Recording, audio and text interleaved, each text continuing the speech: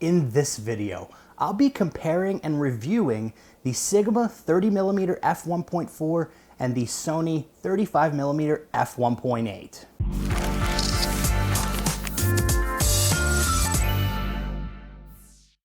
Hey everybody, welcome to Dan Bullman Photography. On this channel, I do A6000 gear reviews and portrait photography tutorials. So if you're new here, consider subscribing. Today I'm going to be doing one of the reviews that's been requested most on this channel, which is reviewing and comparing the Sigma 30mm f1.4 with my favorite lens, the Sony 35mm f1.8. Now, people have been asking me to review the Sigma lens for a long time. It's a favorite lens of a lot of A6000 users.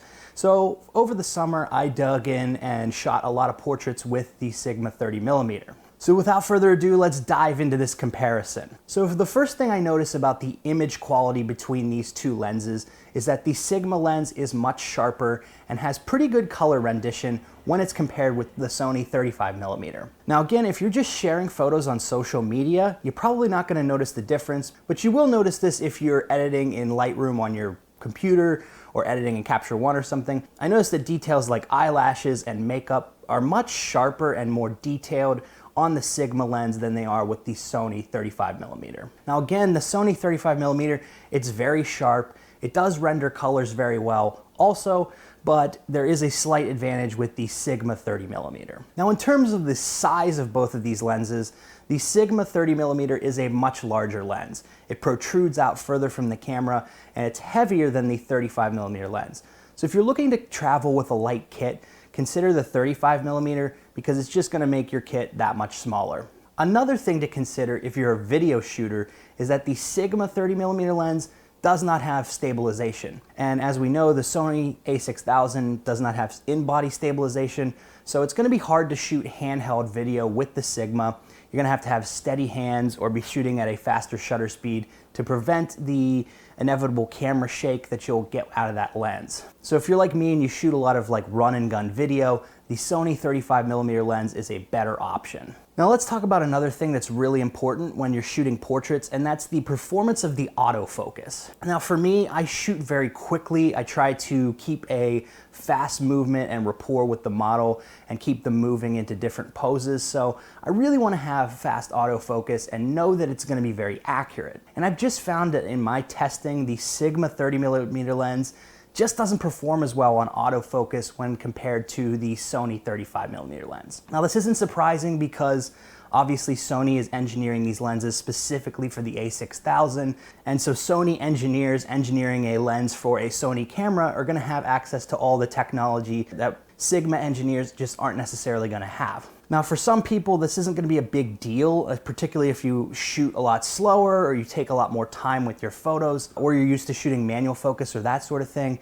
But for me, I need to have very fast autofocus and know that I'm going to be nailing like 95% of my shots without worrying about a bunch of them being blurry or out of focus. So finally, let's talk about the price.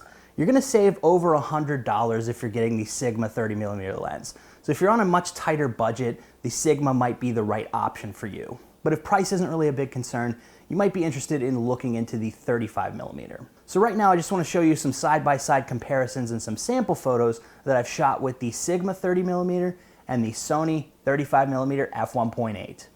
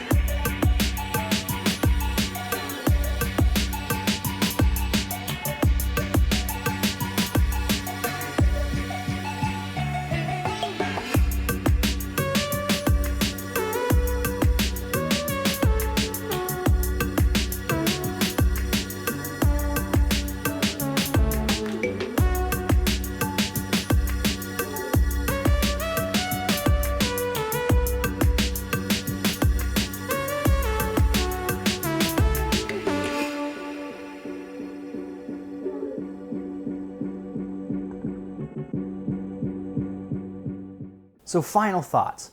For my style and shooting preferences, I prefer the Sony 35mm f1.8. The additional sharpness that you get out of the Sigma isn't really a big deal for me. I do like sharp images, but mostly I'm just sharing photos on YouTube and Instagram, so you lose a lot of the detail anyway with image compression. So for me, it's not the biggest deal in the world to have the sharpest lens in Sony's lineup. And again, the Sony 35mm lens is very sharp, so it's not really a big deal anyway. So at the end of the day, when I'm shooting portraits, I'm sticking with my 35mm lens, and that's what I'm gonna be shooting with about 95% of the time. So question of the day.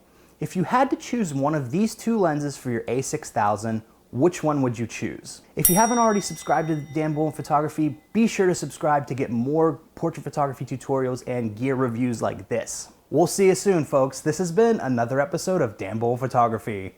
Peace. Hey, before you go watch another video, I just wanted to let you know about this free guide that I put together.